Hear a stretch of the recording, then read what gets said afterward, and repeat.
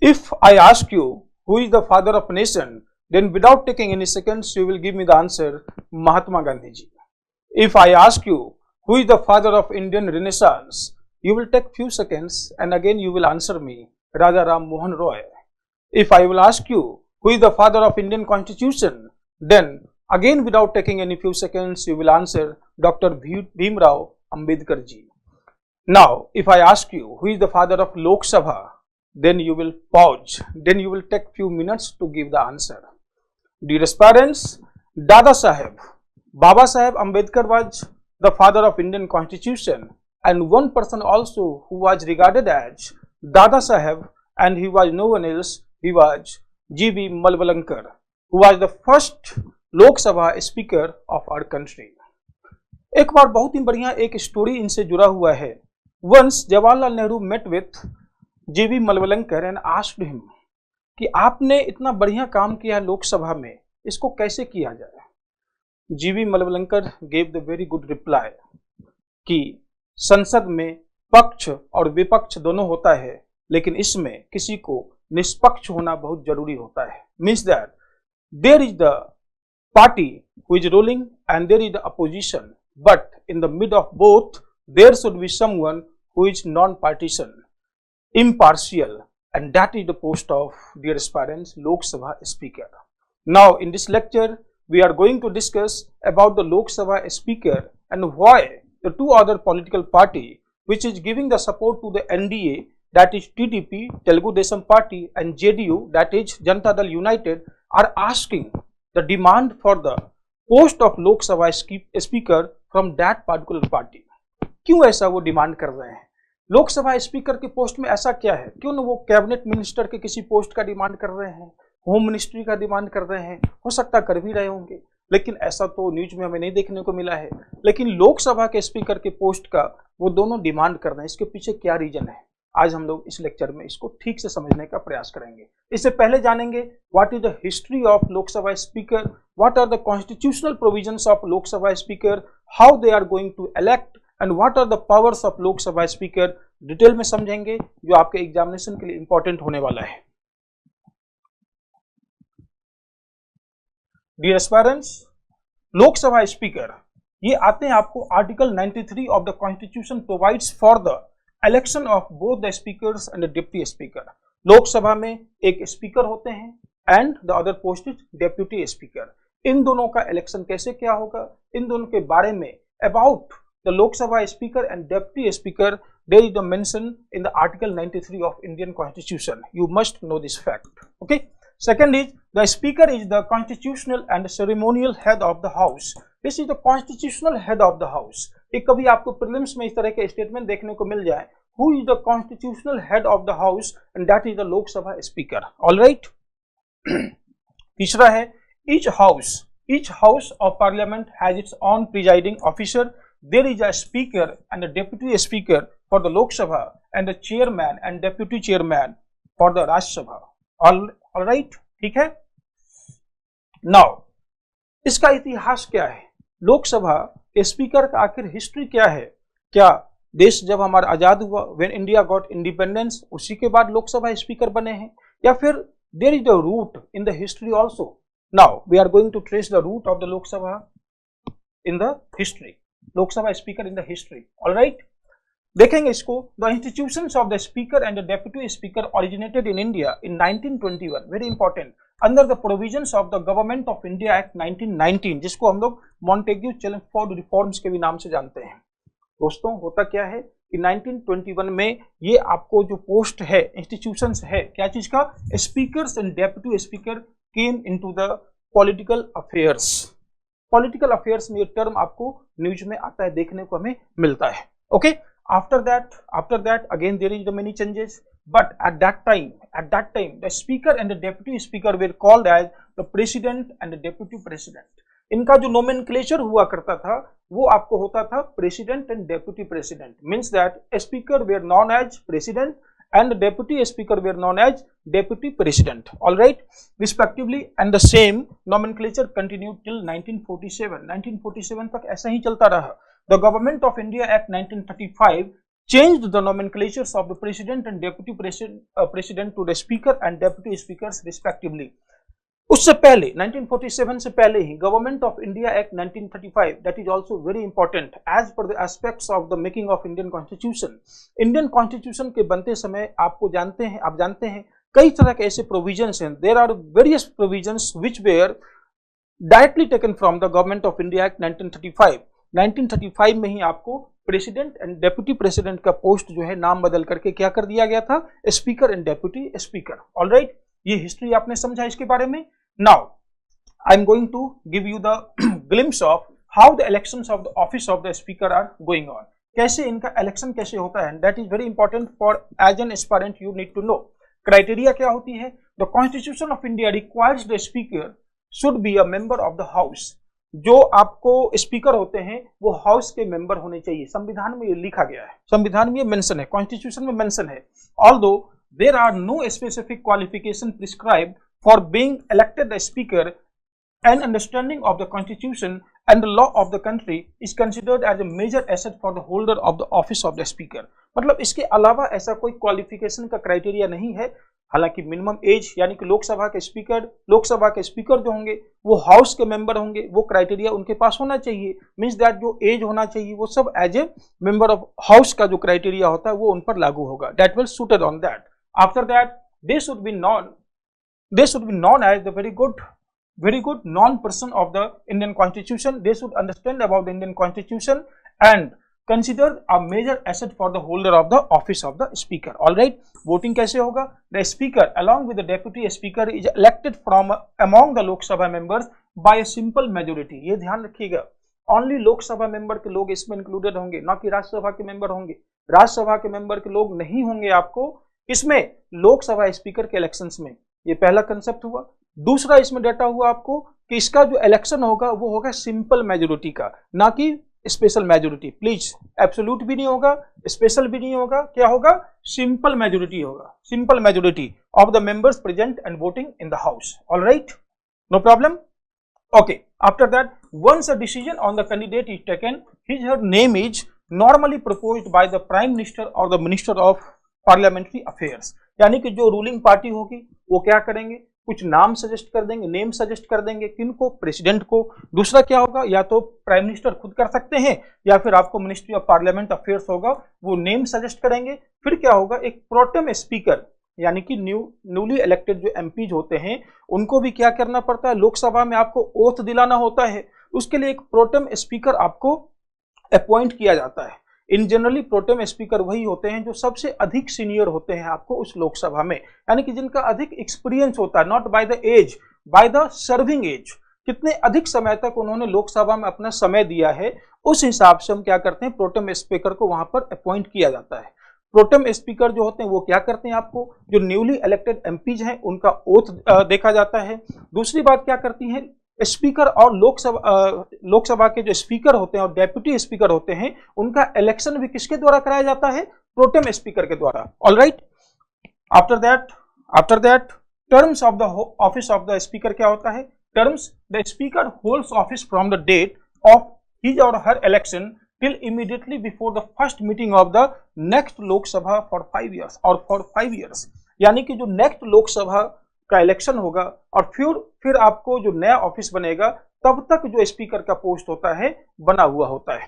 क्या स्पीकर जो होते हैं फिर से आपको नियुक्त किए जा सकते हैं, फिर से इलेक्शन होता है, फिर से नॉमिनेट किया जा सकता है? बिल्कुल, वो सेकेंड टर्म के लिए भी आगे बढ़ सकते हैं, बट इलेक्शन प्रोसेस से उनको आगे जाना ही पड़ेगा। Okay, whenever the Lok Sabha is dissolve the speaker does not vacate his or office. Very important point.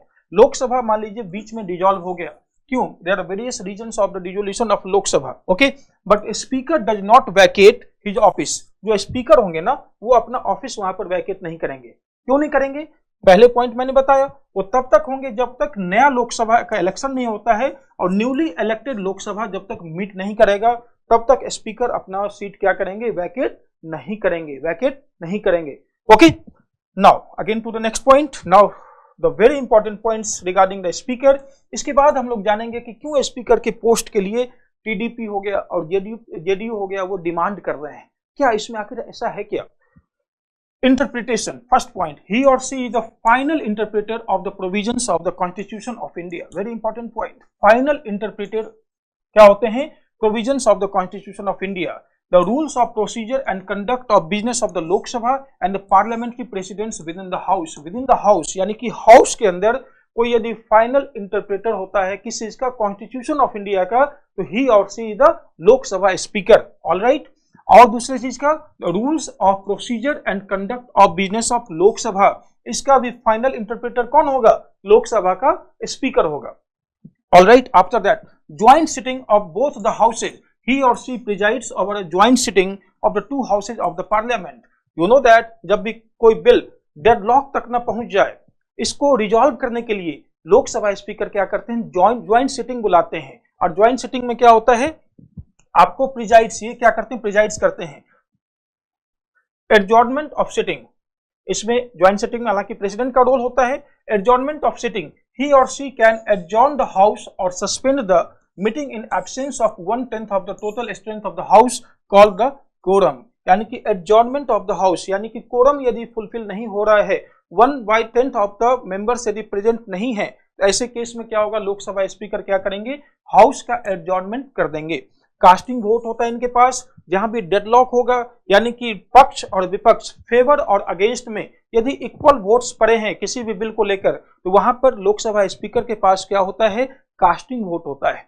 Suppose in that situation यदि लोकसभा के स्पीकर प्रेजेंट नहीं है, तो डेप्यूटी स्पीकर के पास क्या होगा? कास्टिंग वोट होता है. And this casting vote is very important. ठीक है ना? कास्टिंग वोट यानी कि वो जिधर भी चाहे अपना एक वोट दे सकते हैं. इससे पहले वो वोटिंग नहीं करते जब तक कि आपको दोनों फेवर और अगेंस्ट दोनों एक ना हो जाए, तब तक वो अपना वोट यूज नहीं करते हैं. दे use he or she use only the votes in the casting situation as a casting vote when there is the equal number of votes in the for and against. All right.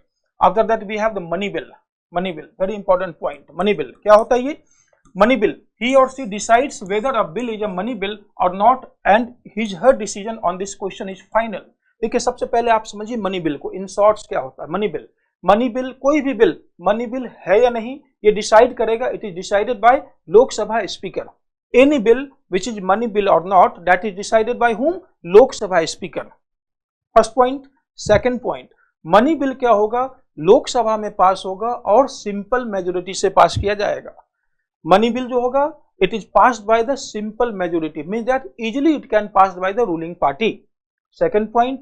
Third point, ये क्या होगा? लोकसभा में ही आपको raise होगा, यानी कि money will be raised in the Lok Sabha only. After that, after passing such particular bill, यानी money bill will be go to the Rajya Sabha. Now Rajya Sabha क्या करेंगे? अपने डिसीजन देंगे या फिर उसको आगे बढ़ा देंगे. कहां? फिर से लोकसभा में आएगा. लोकसभा को लगेगा कि डिसीजन मान लिया जाए राज्यसभा का तो ठीक है, नहीं तो फिर प्रेसिडेंट के पास जाएगा और प्रेसिडेंट को उस पर अपना एसेंट देना पड़ेगा. That is the power of money bill. Therefore यहां पर आकर के बात फंस जाती है और जितने भी पार्टी के लोग होते हैं वो चाहते हैं कि मेरे पार्टी के लोग जो हों एज ए लोकसभा स्पीकर होने चाहिए. इसको आगे डिटेल में और देखते हैं. Disqualifying members, this is also very important point. It is the speaker who decides the question of disqualification of a member of the Lok Sabha arising on the grounds of defection under the provisions of the 10th schedule. होता क्या है कि 1985 सबसे पहले 1960s में 1970s में there were lot of problems due to the coalition government. coalition government बना, कुछ लोग फिर दूसरे पार्टी को ज्वाइन कर लिए, गवर्नमेंट गिर गया. अब पता चला कि फिर से इलेक्शन होगा, पूरा मशीनरी गवर्नमेंट मशीनरी इसमें इन्वॉल्व है. फिर से क्या हुआ? इलेक्शन हुआ, फिर से सरकार बनी, फिर कुछ लोग इधर से उधर चले गए, दल बदल कर लिए, डिफेक्ट कर लिए. इससे क्या हो गया? आपको फिर से क्या हो गया? इसमें सरकार गिर गई, फिर से प्रॉब्लम क्रिएट हो गया. एक ऐसा सिचुएशन, बड़ा बढ़िया सिचुएशन देखने को मिलता है 1967 में. 1967 हरियाणा का ये केस है. वहां पे एक हरियाणा असेंबली के एक मेंबर हुआ करते थे जिनका नाम था गयालाल ने क्या किया? एक दिन में 4 पार्टी उन्होंने बदल दिया. कांग्रेस में थे, यूनाइटेड फ्रंट में गए, वहां नहीं मन लगा, फिर यूनाइटेड फ्रंट से फिर से कांग्रेस में आए, फिर नहीं मन लगा, फिर से कांग्रेस से यूनाइटेड फ्रंट में चले गए. एक ही दिन में इतना हुआ पूरा. वहीं से एक मुहावरा, एक कहावत बन जाती है, आया राम गया राम. और आया राम गया राम पॉलिटिक्स में इतना फेमस हो गया, 1985 में जाकर राजीव गांधी जी को इसके लिए जाकर के एक स्ट्रॉन्ग कानून लाना पड़ता है जिसको कहते हैं एंटी डिफेक्शन लॉ। ओके, और एंटी डिफेक्शन लॉ जो है ये रोकती है आपको, ताकि एक पार्टी से कोई एमपी बना है या फिर एमएलए बना है, कोई मेंबर बना है, तो वो क्या करे, दूसरे आपको पार्टी को न ज्वाइन करे, इससे सरकार न गिर जाए। उस समय इसके बहुत स्ट्रॉन्ग प्रोविजंस हुआ करते थे। And the sole observer, sole decision maker of the anti defection law which Lok Sabha speaker. But बाद में क्या होता है ना, सुप्रीम कोर्ट इस पे कुछ जजमेंट देती है, बोलती है कि नहीं, हम क्या करेंगे, लिमिटेड जुडिशियल रिव्यू करेंगे इसका। पहले क्या होता था, लोकसभा का स्पीकर का जो डिसीजन होता था एंटी डिफेक्शन लॉ में, उसका क्या होता था, जुडिशियल रिव्यू भी नहीं होता था। बट सुप्रीम कोर्ट ने आपको कई केसेज में, उसका हम लोग डिफरेंट सेशंस में कहीं देखेंगे, उस केसेस में कहते हैं कि नहीं, लिमिटेड जुडिशियल रिव्यू करेंगे। क्लियर है? तो this is also the great thing. Now the 52nd Amendment Act, again same thing, Indian Constitution vests this power in the Speaker. Anti defection law कौन सा, 52nd Amendment Act में बनाया गया था। In 1992 Supreme Court ruled that the decision of the Speaker in this regard is subject to the judicial review. All right, इतना आपने समझ लिया। Now chairing of the IPG, ये थोड़ा सा डिफरेंट पॉइंट है इनके बारे में, but you need to understand, he or she gets as the ex officio chairman of the Indian parliamentary group which is a link between the Parliament of India and the various parliaments of the world. World के जितने भी parliament हैं और भारत का जो parliament है, now the Lok Sabha speaker acts like the link between both. Okay, तो that is chairing of the IPG. IPG means what, Indian parliamentary group. He also acts as the ex officio chairman of the conference of presiding officers of the legislative bodies in the country. Okay, now the constitution of the committees. There are various committees in the Lok Sabha, and the Lok Sabha speaker is the what head of that particular committees. The committees of the house are constituted by the speaker and the function under the speaker's overall direction. वो उसी के मार्गदर्शन में, direction में काम करते हैं। जब मैंने बात की आपको जीवी मलवलंकर जी के बारे में, क्यों उनको माना जाता है फादर ऑफ लोकसभा, क्योंकि उन्होंने अपने समय में कई से नए नए कमिटियों को बनाया था, and that committee is still working under the Lok Sabha, and that gives the very tremendous job, very tremendous work in order to maintain the transparency, accountability of the parliament. Okay, that's why he is known as the father of Lok Sabha. All right, okay, again we have privilege of the house. The speaker is the guardian of the rights and privileges of the house, its committees and members. ठीक है ना, ये guardian होते हैं। It depends solely on the speaker to refer any question of privilege to the committee of privileges for examination, investigation and report. यानी कि privilege से related कोई भी मैटर आता है, now it has the complete, किनके पास होता है आपको jurisdiction, किनके पास, जो लोकसभा स्पीकर होते हैं, जो ये मैटर आपको जाएगा कमिटी में या फिर नहीं जाएगा, इन्वेस्टिगेशन होगा या फिर नहीं होगा। तो आप लोगों ने समझ लिया स्पीकर के बारे में। बेसिक इंट्रोडक्शन क्या है, history of speaker, how Lok Sabha members elect the speaker and what are the jobs, you can say the role and functions of the Lok Sabha speaker, you know it very well now. Now दो point, अब इसमें से दो point आपको समझना है main. पहला एक मनी बिल, दूसरा समझना है anti defection law. Now suppose, now three parties, इन तीनों के बीच में क्या है आपस में, कि हमारे पार्टी के लोग बन जाएं, जेडीयू में, टीडीपी में और बीजेपी में। जब एनडीए पावर में थी, आपको अटल बिहारी वाजपेयी जब प्रधानमंत्री हुआ करते थे, तो उस समय जो लोकसभा स्पीकर हुआ करते थे वो टीडीपी के हुआ करते थे, और उनका बीजेपी के साथ ठीक ठाक एक्सपीरियंस उतना बढ़िया नहीं रहा। राइट, जेडीयू में अभी नीतीश कुमार जी इनको लीड कर रहे हैं, और नीतीश कुमार जी को लेकर के कई बार देखा जाता है कि वो भी कभी इस पार्टी में रहते हैं, कभी इस पार्टी में चले जाते हैं, ऐसा देखने को मिलता है। हालांकि अभी पूरे एनडीए के साथ हैं और उन्होंने बताया कि मैं रहूंगा भी। ओके, अब इसमें क्या है, बीजेपी क्यों चाहेगी कि मेरा पार्टी का ही आदमी होना चाहिए लोकसभा स्पीकर, टीडीपी क्यों चाह रही है, जेडीयू क्यों चाह रही है। राइट, अब इसमें आ जाता है, फॉर एग्जांपल मान लेते हैं मैं मनी बिल, मैंने मान लिया money bill. Now money bill कौन डिसाइड करेगा, Lok Sabha speaker. Money bill decide होने के बाद क्या हो जाएगा, सिंपल मेजोरिटी से पास कर दिया जाएगा। क्या राज्यसभा का उसमें कोई स्पेशल रोल रहेगा, नहीं, राज्यसभा केवल अपना उसमें वो बता सकती, कुछ सजेशंस दे सकती है, वहां से फिर लोकसभा में आएगा। क्या लोकसभा को मानना है उसका सजेशन, नहीं। प्रेसिडेंट के पास जाएगा, क्या प्रेसिडेंट वापस कर सकते? नहीं, उनको एसेंट देना पड़ेगा। इतनी चीजें हैं, कितना पावर है मनी बिल में।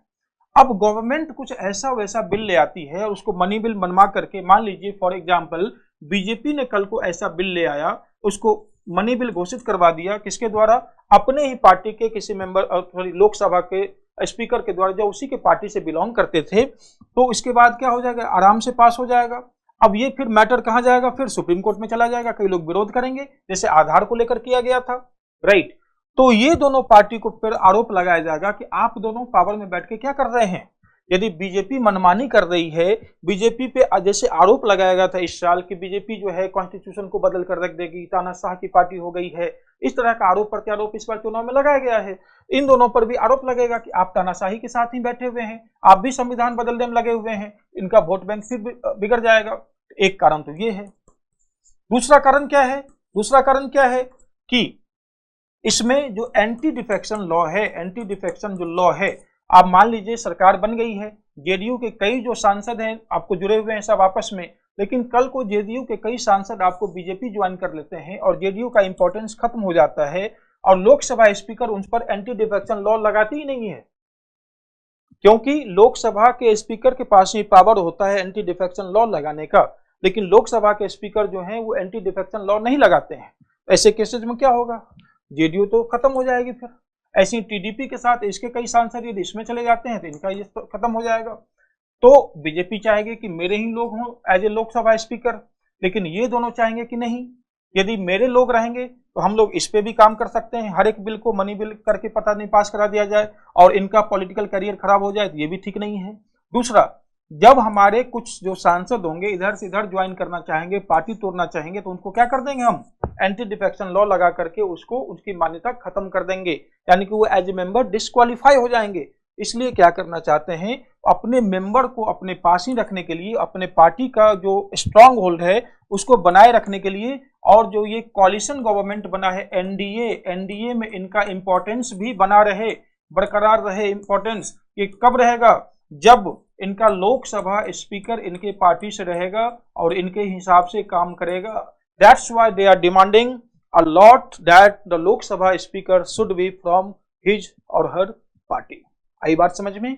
तो दोस्तों ये था आपको लोकसभा स्पीकर के बारे में, और कुछ ऐसे पार्टीज हैं जो डिमांड कर रहे हैं अभी वर्तमान सरकार प्रेजेंट गवर्नमेंट के साथ कि उनके पार्टी के जो है आपको नेता जो है वो आपको लोकसभा स्पीकर बने। We have discussed the role and responsibility of Lok Sabha speaker with different angles. इसको डिटेल में और कभी देखेंगे किसी लेक्चर में जिसमें ओनली लोकसभा स्पीकर के बारे में डिस्कशन करना हो। See you again in the next lecture. Thank you.